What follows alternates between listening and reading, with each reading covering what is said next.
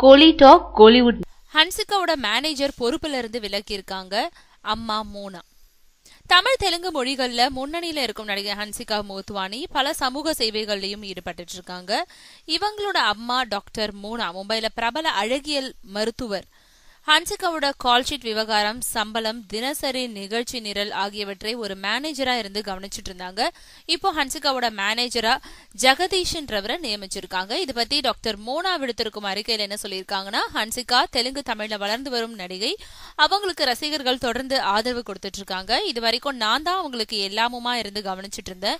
ஆனா என்னால அதை தொடர முடியல. நான் மருத்துவர்ன்றதுனால என்னோட மருத்துவ சேவைக்கு நிறைய நேரம் தேவைப்படுது. ஹன்சிகா நடத்தும் சமூக பணிகளுக்கும் நான் நேரம் ஒதுக்கணும்.